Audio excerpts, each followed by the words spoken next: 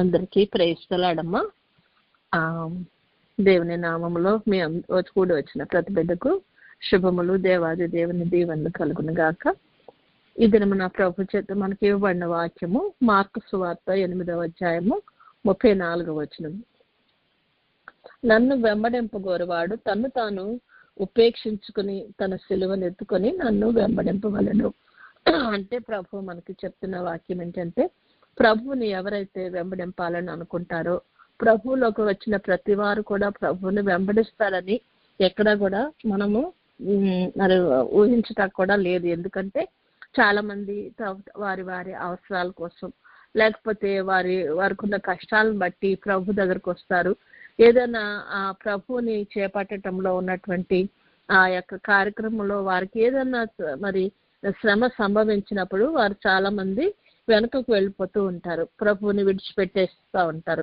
ఎందుకంటే ఈ యొక్క ప్రభువుని వెంబడించటం అనేది ఒక బాధ్యత లాంటిది.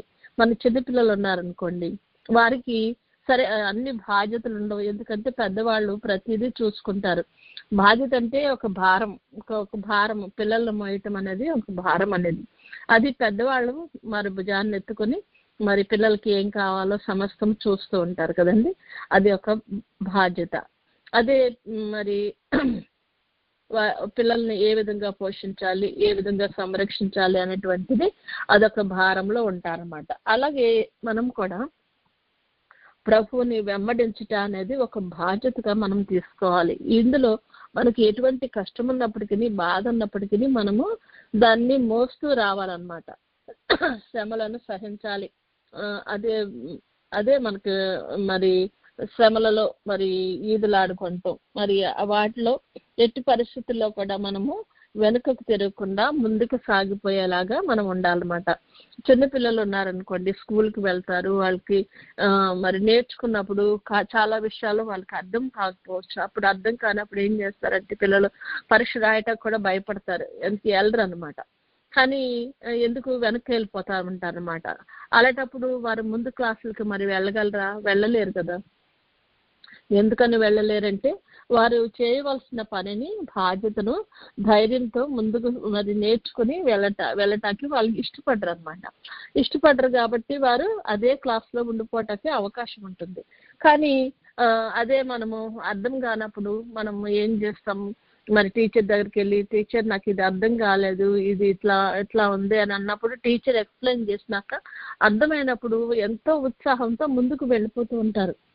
ఇది కూడా అంతే, అటువంటి పరిస్థితి అనమాట. అంటే మనకు ఒక బాధ్యత మరి ఏంటంటే సిలువను ఎత్తుకొని ఆయనను వెంబడించుట. మరి సిలువను ఎత్తుకొని అంటే సిలువ అనేది ఒక శ్రమలాంటిది.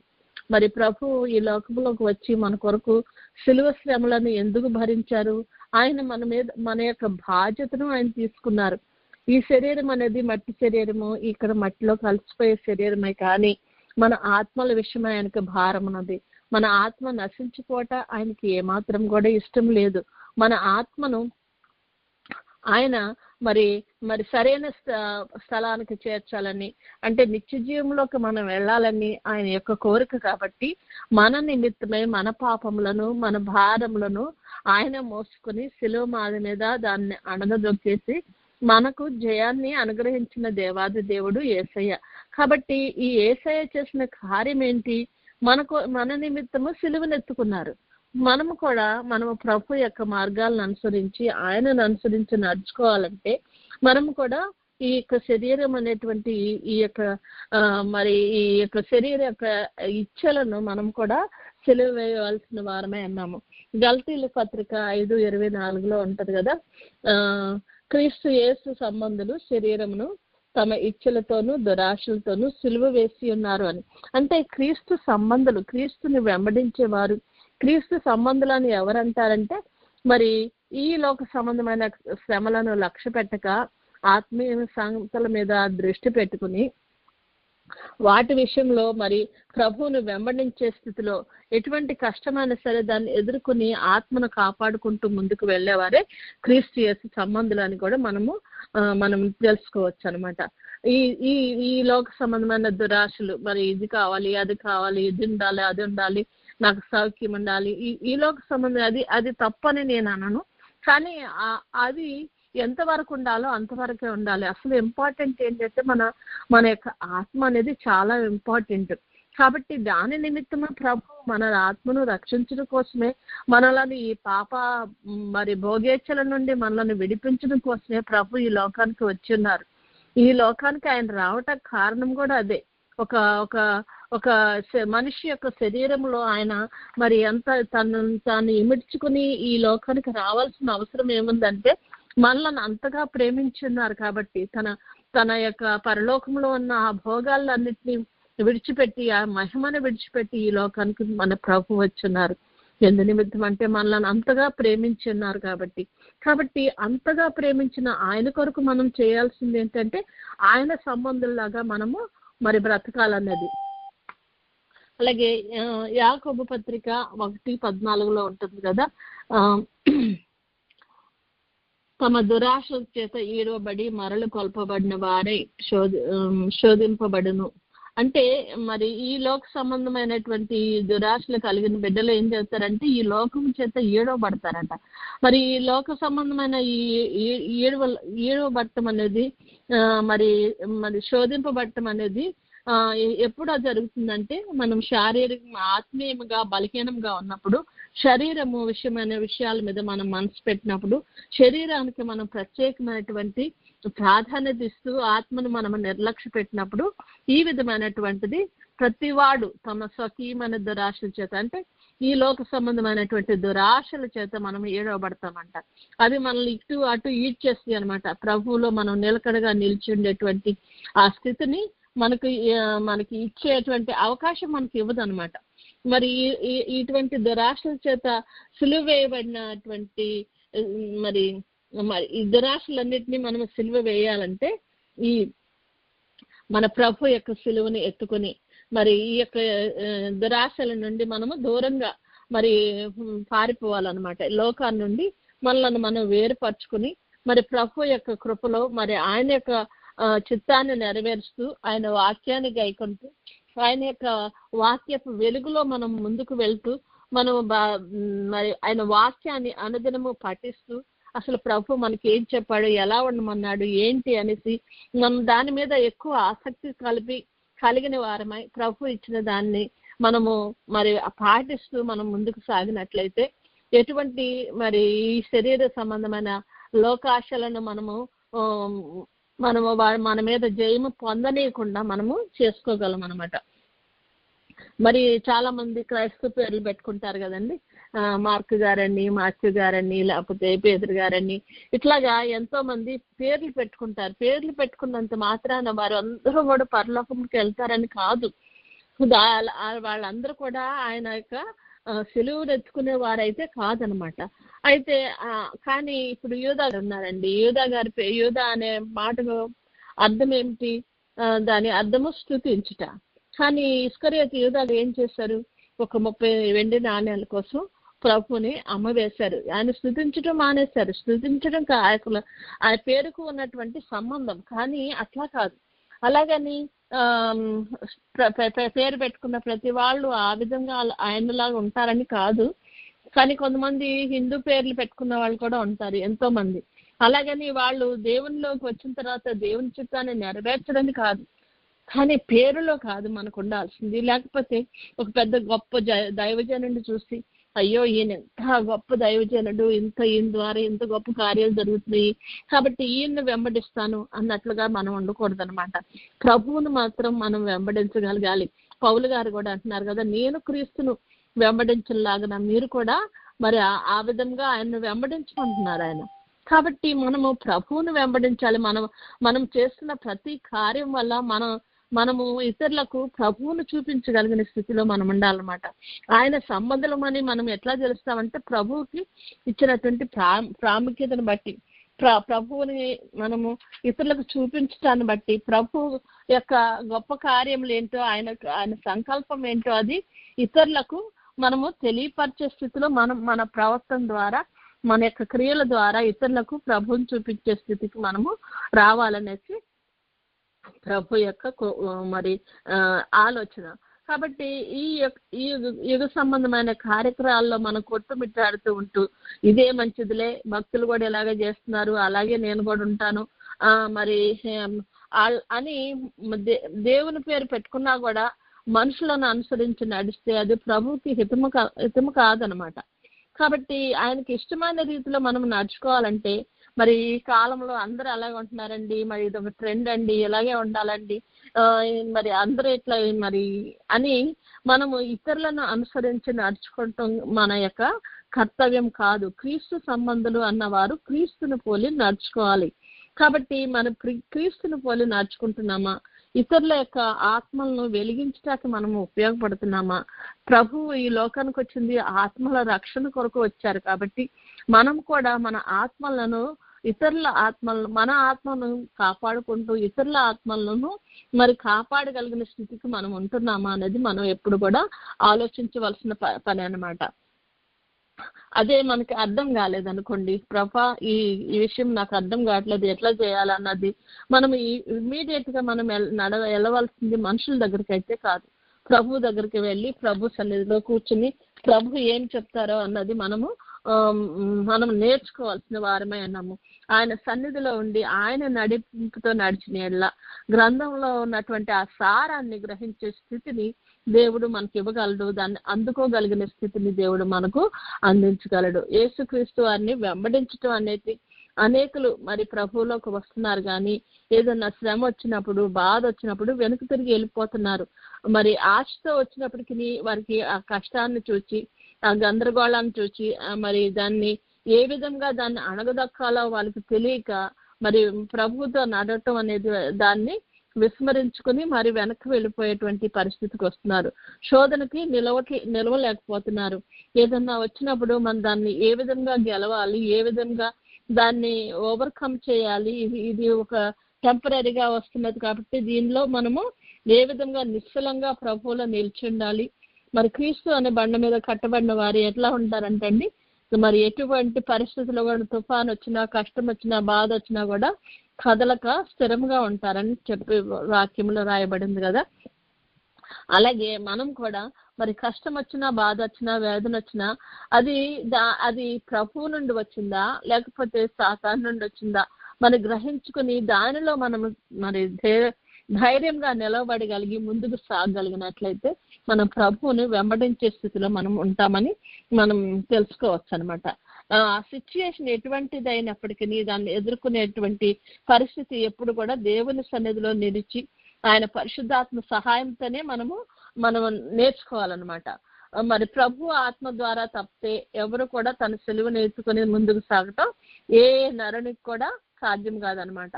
ప్రభు యొక్క సహాయం లేనిదే మన సొంత ఆలోచనతో, మన సొంత శక్తితో మనం ముందుకు సాగలేమన్నమాట.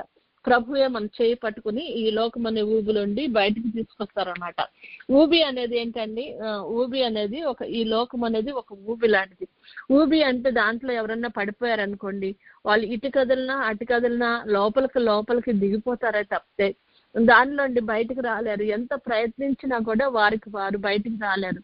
అదే బయట ఉన్న వాళ్ళు ఎవరన్నా సరే వారికి చెయ్యినిచ్చి బయటకు లాగాలనుకున్నప్పుడు మరి ఆ వాళ్ళని లాగగలిగిన శక్తి గల వారు మాత్రమే వారిని లాగగలరు. లేదా అంటే వాళ్ళలాగానే వీళ్ళు కూడా ఆ ఊబిలో పడిపోయే అవకాశం ఉంటుంది. కానీ మన ప్రభువు శక్తి గలవాడు.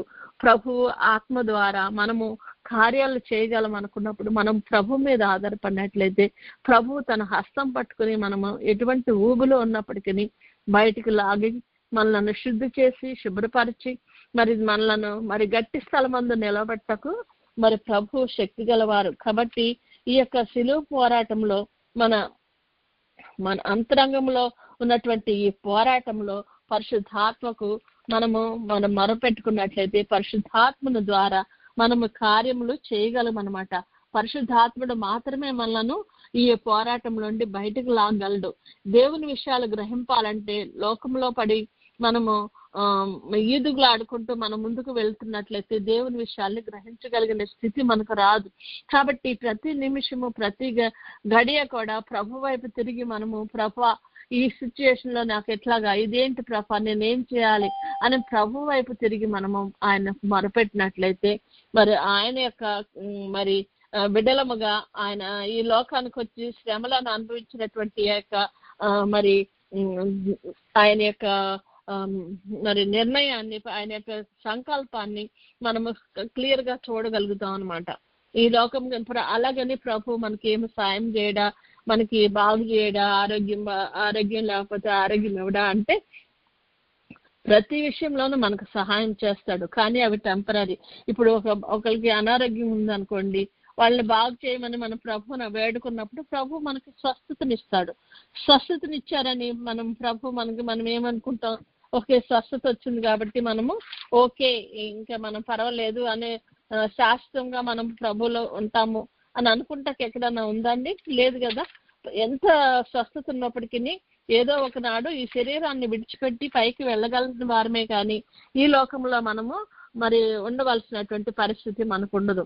మరి ప్రభు చెప్తున్నాడు కదా, హృదయ శుద్ధి గలవారు ధన్యులు, వారు దేవుని చూచెదరు అని మత్తయి 5:8 ఉంటుంది. అంటే ప్రభువుని చూచే స్థితికి మనం ఎప్పుడు వస్తామంటే ప్రభు సన్నిధిలో ఉండి ప్రభు యొక్క కార్యములను మనము నేర్చుకుంటూ ఆయనను వెంబడింపాలనేటువంటి ఆసక్తితో మనలను మనము ఉపేక్షించుకున్నట్లయితే, ఆయన సిలువని ఎత్తుకుని మనం ముందుకు వెళ్ళినట్టయితే, ఆయన అంటున్నాడు కదా, నా సిలువ అంత బరువైంది కాదు, నా కాడి బరువైంది కాదు అని అంటున్నాడు. అంటే మనము దాన్ని చూసి భయపడుతున్నాం కానీ మనకు ఒక భారము ప్రభు పెట్టారంటే దానిని మోసే పని మరి ఒక 99% ఆయన మోస్తే 1% మనం మోస్తాం. కానీ ప్రభు దృష్టిలో మనము ఎలా ఉన్నామంటే వీఆర్ విల్లింగ్ టు క్యారీ అన్నమాట. అది ఎత్తుకుని నడవటానికి మరి ముందుకి ఆసక్తితో మరి ఇష్టంగా మనం ప్రభు దగ్గరికి వెళ్తున్నాం కాబట్టి ప్రభు మన మీద మోపుతున్నారు. అలాగని ప్రతిది కూడా మనమే మోస్తున్నాము అనేసి మనం ఎంతో మరి బిల్డప్లు ఇస్తూ ఉంటాము అండి. అయ్యో నేను కాబట్టి ఎంత కష్టపడుతున్నాను, నేను కాబట్టి ప్రభు కొరకు ఇచ్చేస్తున్నాను అని అనుకున్నటువంటి ఆలోచన మనలోకి రాకూడదు. ఎందుకంటే మనము వేయట్లేదు, ప్రభువు మోస్తున్నాడు మన కార్యాన్ని.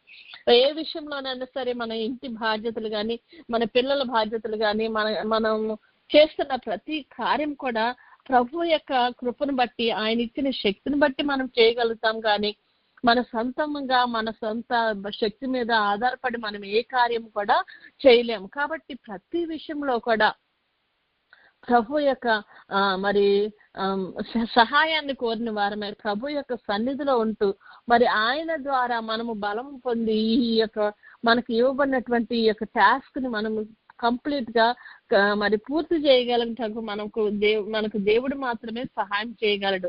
అలా చేయాలంటే మనము ప్రభువుకి మనల్ని మనము సంపూర్ణంగా సమర్పించుకోవాల్సిన వారమై ఉన్నాము.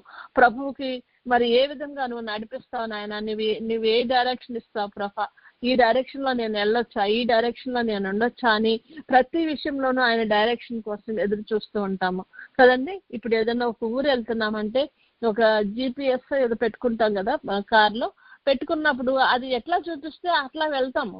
అంతేగాని అరే ఇది కాదు అది కాదు అనుకుని మన ఇష్టానుసారంగా వెళ్ళినట్లయితే మనం అనుకున్న స్థలానికి అనుకున్న సమయానికి వెళ్ళలేము.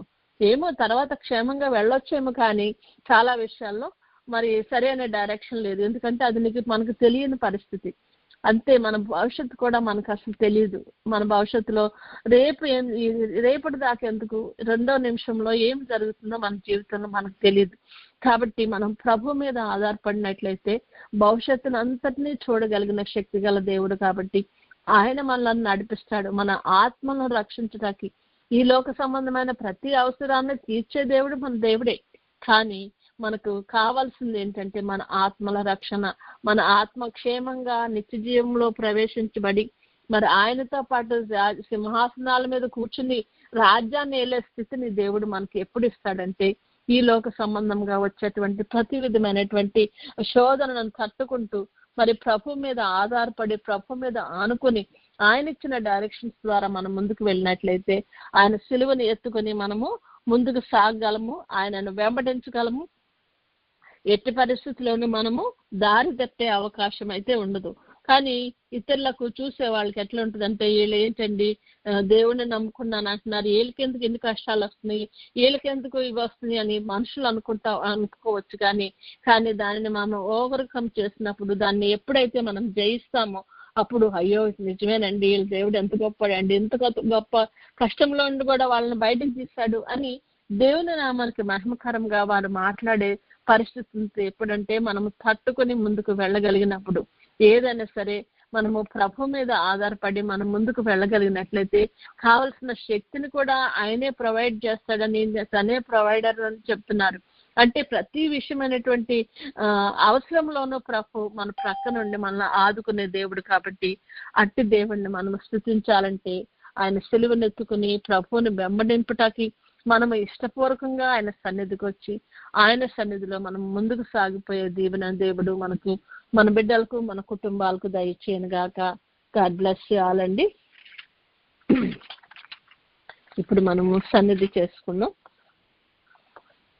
ప్రభు యొక్క సన్నిధానానికి వచ్చిన ప్రతి వారు ఈ లోక సంబంధమైనటువంటి ప్రతి విధమైన ఆలోచనను, ఈ లోక సంబంధమైనటువంటి కష్టాలను, వేదనలను, బాధలను ప్రభు సన్నిధిలో కుమ్మరించుకుంటాకు వచ్చినప్పటికీ వాటిని ప్రక్కకు పెట్టి అసలు ప్రభు సన్నిధిలో ఉన్నప్పుడు మనసును ఆయన మీద కేంద్రీకరించుకుని ఆయన తట్టు చూచి మరి ప్రభు యొక్క సన్నిధిలో మనము మనోనిదానం కలిగిన వారమే ప్రభు కొరకు కనిపెట్టుకున్నాం.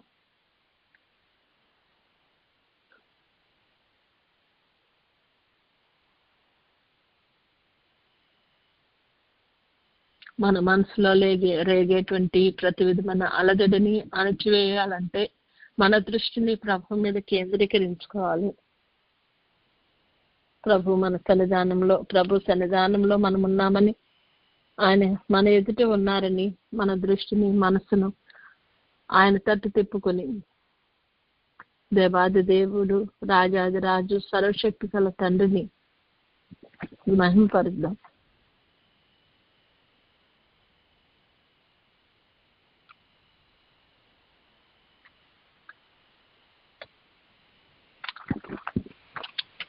మనోనిదానం కలిగిన మనము మన పాపములను మనము ఒప్పుకుందాం.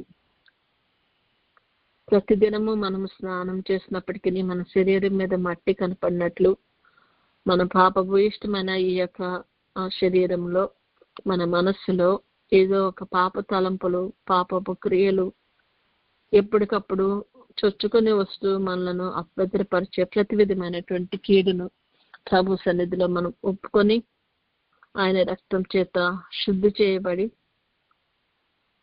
ఆయన చేత పరిశుద్ధపరచబడి మన పాపములను ఆయన క్షమించి మనలను పరిశుద్ధతలోనికి నడిపించలాగిన ప్రభు సన్నిధిలో మన పాపములను ఒప్పుకుందాం.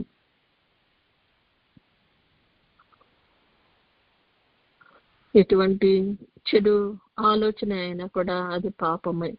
కాబట్టి ఎదుటి వారిని అపార్థం చేసుకుంటా పాపమే, ఎదుటి వారిని సరైన రీతిలో ట్రీట్ చేయకపోవటము పాపమే. ప్రతి విషయంలోనూ చెడు ఆలోచన రావటము పాపమే. కనుక ఇలాంటివన్నీ కూడా చిన్న చిన్నవే అనుకుని మనము నిర్లక్ష్య పెట్టినట్లయితే అది గొప్ప పాపమై మనలను భరింపలేనటువంటి భారంగా మన మీద ఉంటుంది. కాబట్టి ప్రభు సన్నిధిలో ఎప్పటికప్పుడు మన పాపములను ఒప్పుకొని ఆయన సన్నిధిలో విడిచిపెట్టి ఆయన చేత క్షమాపణ పొందిన వారమై మరి పరిశుద్ధులుగా మనము తయారవటకు ప్రభు చేస్తున్న కార్యం నిమిత్తం ఆయన పావన పాదాల దగ్గర మన పాపములను ఒప్పుకుందాం.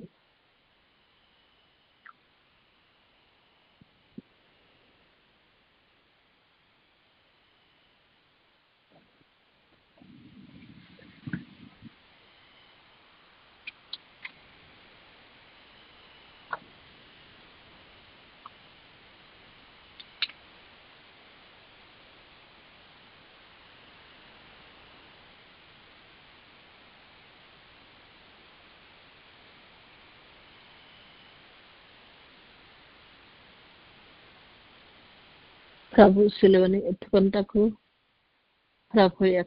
ప్రభువును వెంబడించుటకు కావలసిన శక్తి, బలము కావాలంటే మన మీద ఉన్నటువంటి ఈ పాప భారాన్ని ప్రభు సన్నిధిలో వదిలించుకుని ఆయన చేత దాని నుండి విముక్తి పొందగలిగిన వారమై ఉన్నాము. కనుక ప్రభు సన్నిధిలో మరి ప్రతి పాపములను ఒప్పుకుందాము.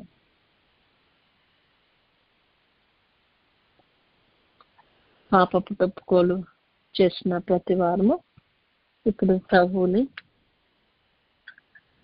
ప్రభు ఎదుట తీర్మానించుకున్నాం. పరిశుద్ధమైన తండ్రి, నీ సన్నిధిలో ప్రభా నాయనా నీ సిలువనెత్తుకుని నిన్ను వెంబడించాలని నేను తీర్మానించుకుంటున్నానయ్యా. ఈ విషయంలో నాకు సహాయం చేయి తండ్రి అని ప్రభువుని వేడుకున్నాం. మన తీర్మానంలో మనము స్థిరముగా నిలబడాలంటే ప్రభు యొక్క సహాయం ఎంతైనా అవసరం కాబట్టి పరిశుద్ధాత్మని సహాయాన్ని వేడుకున్నాం.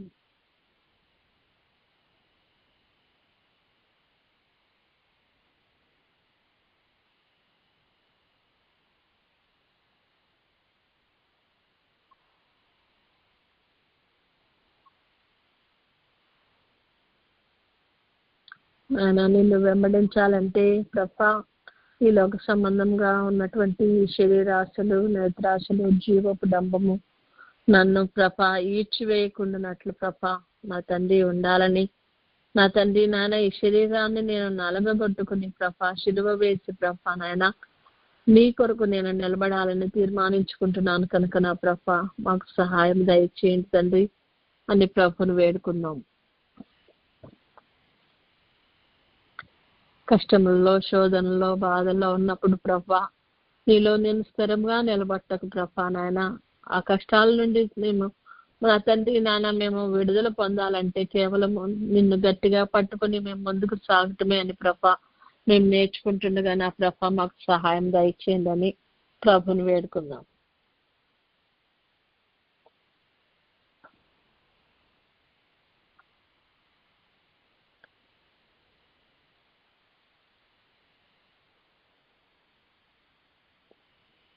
మనం శారీరకంగా, మానసికంగా, ఆత్మీయంగా ఎంతో బలహీనం కనుక బలవంతుడైన తండ్రిని ఆశ్రయిద్దాం.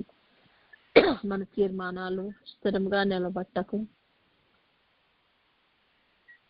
మన తీర్మానాలని మనము సరైన రీతిలో మనము ఆచరింపగలుగుటకు కావాల్సిన శక్తి బలాలు కావాలంటే ప్రభువునకు మనలను మనము సంపూర్తిగా సమర్పించుకోవలసిన వారమై ఉండగా మనల్ని సంపూర్తిగా ప్రభువునకు సమర్పించుకొని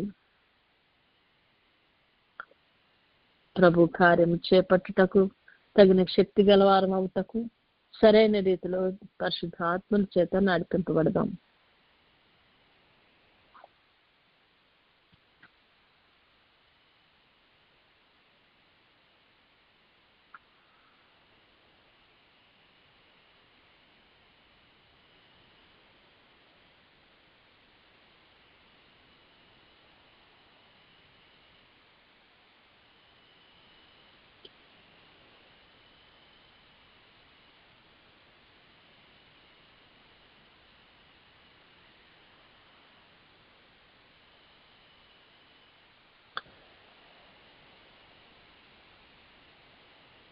ప్రభునకు మనం సమర్పించుకున్న మనము ప్రభు ఏ రీతిగా మనల్ని మలుచుకుంటాడో దానికి తగినట్లుగా మనము కూడా మలవబడినట్లు ఆయనకి విధేయులమై ఆయనకు సంపూర్తిగా సమర్పించుకున్న వారమై ఆయన చెప్పినది చెప్పినట్లుగా చేయుటకు బలము పొందాలని ప్రభు యొక్క సహాయాన్ని వేడుకుందాం.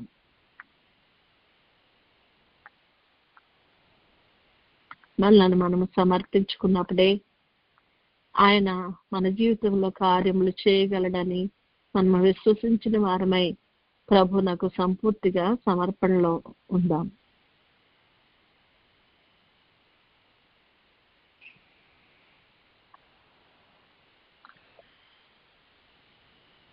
ఆయన సిలువనెత్తుకుంటకు కావాల్సినటువంటి విధేయత మనం ప్రభువుని బట్టి నేర్చుకునగలము కనుక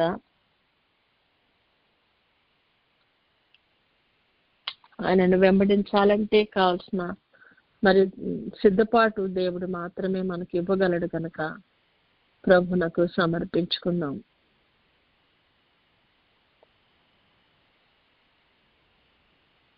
మనల్ని పూర్తిగా సమర్పించుకున్నట్లయితే మనకు ఎటువంటి కష్టం వచ్చినా దానిలో నుండి మనల్ని తప్పించగల శక్తి గల దేవుడు అయింది కాబట్టి ఎటువంటి విధమైనటువంటి శోధన వచ్చినప్పటికీ దానిని జయించగల శక్తిని ప్రభు మనకు ప్రసాదించగలరు కనుక ప్రతి విషయంలోనూ ఆయన చిత్తానికి మనము విధేయులమై ముందుకు నడిచినట్లు దేవుడు మనల్ని నడిపించినట్లు సంపూర్ణ సమర్పణ ఆయనకు సమర్పించుకుందాం.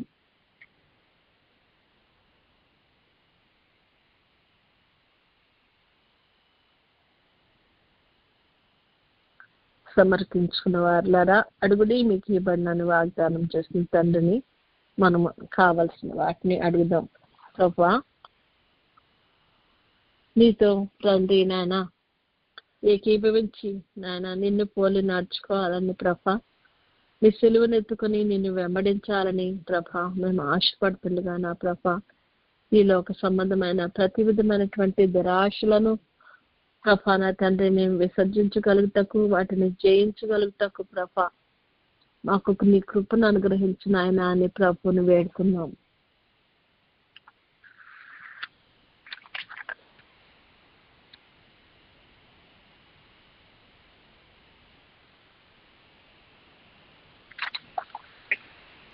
ఈ లోకం అనే ఊబిలో తండ్రి మేము కూరుకుపోతున్నాం ప్రభా. మా సొంత ప్రయత్నాలు, మా సొంత ఆలోచనలు, మా సొంత బలాలు దేనికి పనికిరావని ప్రభా మేము మా స్వశక్తి మీద ఆధారపడిన కొలది మేము ఇంకనూ మునిగిపోతున్నామని ప్రభా మేము గ్రహిస్తున్నాము కనుక ప్రభా బలవంతుడా సర్వశక్తిమంతుడా నాయన నీ కృప చేత మా చేయి పట్టుకుని ఈ యొక్క లోకమనే ఊబిలో అండి ప్రభా మమ్మలను వేరుపరిచి నా ప్రభా మమ్మలను కడిగి పవిత్రపరిచి నా ప్రభా నీలో మేము తండ్రి నాయన మరి స్థిరంగా నిలబట్టకు కావాల్సిన శక్తి బలాలను అనుగ్రహించండి తండ్రి అని ప్రభుని వేడుకున్నాం.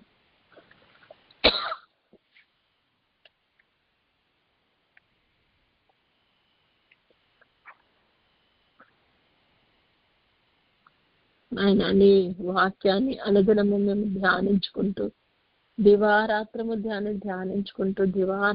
దాన్ని ప్రభా నాన్న పఠించుచు నా ప్రభా నీ వాక్యానుసారంగా నడుచుకునే స్థితిని ప్రభా మాకు దయచేయండి అని ప్రభుని వేడుకున్నాం.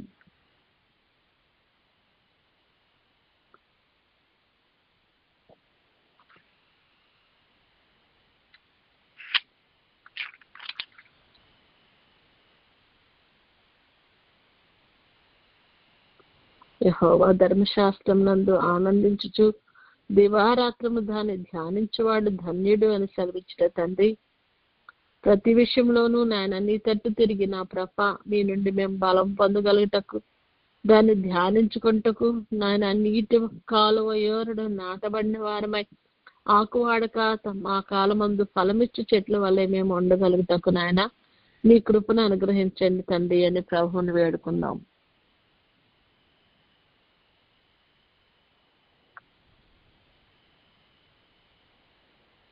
వేడుకున్న మనము ప్రభువుని కృతజ్ఞతాస్తుతులు చెల్లించుకుందాం.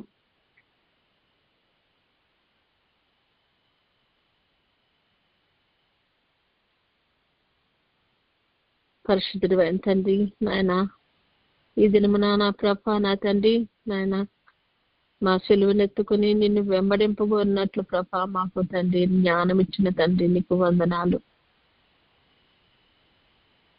నీ బిడ్డలముగా నా తండ్రి నీ చిత్తాన్ని నెరవేర్చే స్థితిలో మేము ఉండగలుగుటకు మాకు నేర్పించుతున్న తండ్రి నీకు వందనాలు. నీ కృపా కనికరాలను బట్టి నా ప్రభా నాయన ఈ లోక సంబంధమైనటువంటి సమస్తమైన శరీర ఆశలను నా తండ్రి సిలువ వేయగలుగుటకు ప్రభా నా తండ్రి మాకు నేర్పించుచున్న తండ్రి నీకు కోటాను కోట్ల స్తుతులు స్తోత్రాలని ప్రభువుకి స్తుతులు చెల్లించుకుందాం.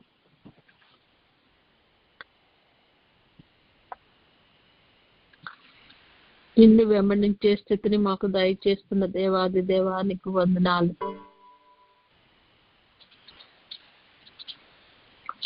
నీ యొక్క ఏర్పాటులో మేము నిలిచి ఉండగలిగినట్లు ప్రభా అంతం వరకు కూడా ప్రభా నాయన మేము నిన్ను కలిగిన వారమై ప్రభా నా తండ్రి నాయన నీవిచ్చినటువంటి ప్రతి విధమైనటువంటి ఉపదేశమును మేము అంగీకరించుచు నీ మార్గాలను అనుసరించి నా ప్రభా కుడికి గాని ఎడమకు కానీ తొలగకుండా మమ్మలను నువ్వు నడిపించుచున్న దేవాది దేవా నీకు స్తుతులు స్తోత్రాలయ్యా అని ప్రభుకు స్తుతులు చెల్లించుకుందాం.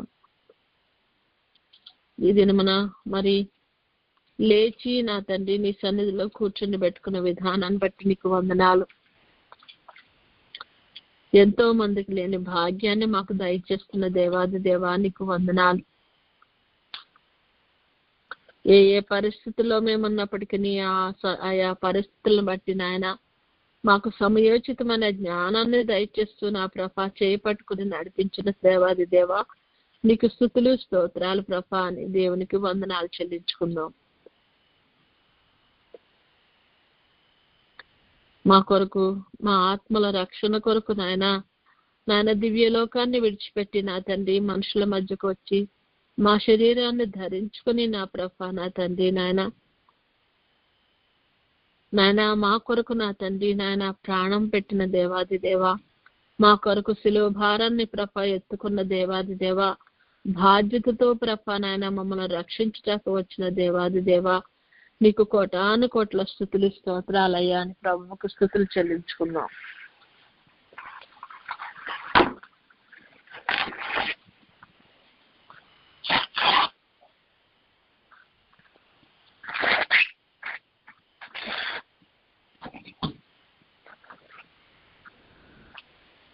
స్తుతింపదగిన దేవా నీకు వందనాలయ్యా. మా ఎడల నీకున్న ప్రేమను బట్టి నీకు వందనాలయ్యా. మమ్మలను ప్రభా నా తండ్రి దీవించి ఆస్వాదించుతున్న విధానాన్ని బట్టి నీకు వందనాలయ్యా. మాకు మార్గదర్శివై ప్రభా మమ్మలను మాకు ముందు నడుస్తూ నా తండ్రి నాయన మమ్మలను ప్రభా నిత్య జీవానికి ప్రభా నా తండ్రి నాయన నడిపించుచున్న దేవాది దేవానికి స్తుతులు స్తోత్రాలు.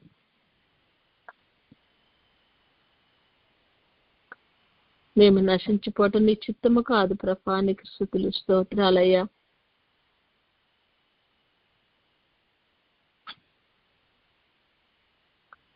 మాకు ప్రతిదినము మా గడపల దగ్గరకు నాయన నీ వాక్యాన్ని పంపిస్తూ మమ్మలను ప్రభా అనుదినము ఆయత్తపరచుచు ప్రభా నా తండ్రి నాయన మేము మెలకువతో ప్రభా నీ కొరకు ఎదురు చూసే స్థితిని మాకు దయచేస్తున్న దేవాది దేవా నీకు కోటాను కోట్ల స్తుతులు స్తోత్రాలయ్యా.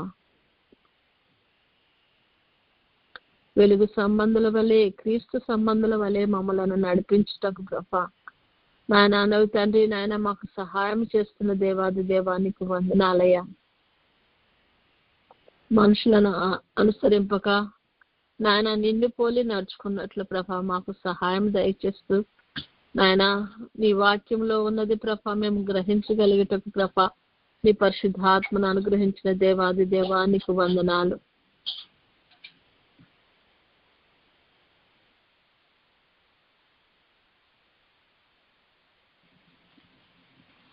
స్తుతులు చెల్లించిన మనము కొద్దిసేపు ప్రభు మనతో ఏమి సెలవిస్తారో ఏమి మాట్లాడినాయన్నారో వినుటకు చెవులను మరి గ్రహించటకు గ్రహింపగల మనసును దయచేయగల దేవాది దేవుని సన్నిధిలో ప్రభా నాకు కనపడండి నాతో మాట్లాడండి అని ప్రభు సన్నిధిలో కొద్దిసేపు మౌనంగా ఉండి ప్రభు మీద మన దృష్టిని నిలిపి ప్రభు మనతో ఏమి మాట్లాడతారో మరి మనము గ్రహించగలుగుటకు దేవుడు సహాయం దయచేయాలని ఆయన సన్నిధిలో మౌనంగా ఉందాం.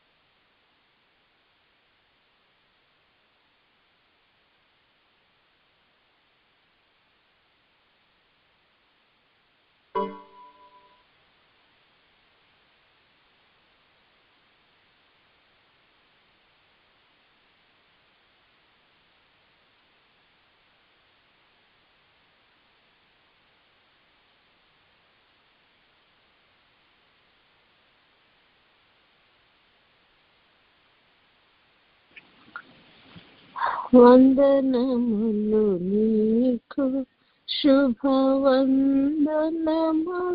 నీకు, ఆనందముతో కూడిన నా హృదయ వందనములు నీకు.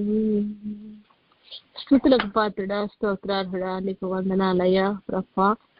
నాయన ఆ తండ్రి నాయన నిన్ను వెంబడింపబోరు మేలు తండ్రి నాయన, గొర్రెల వల్లే తండ్రి నాయన నీ సన్నిధానంలో ప్రభా నిన్ను వెంబడించు ప్రభా, నీ యొక్క ఆజ్ఞలను అనుసరించి నడుచుకుంటూ నా తండ్రి నాయన నిత్య జీవానికి వారసుల ఒకటకు నాయన మాకు సహాయం దయచేయమని, మమ్మల్ని నీ కృపలో భద్రపరిచి నడిపించమని నా ప్రభా.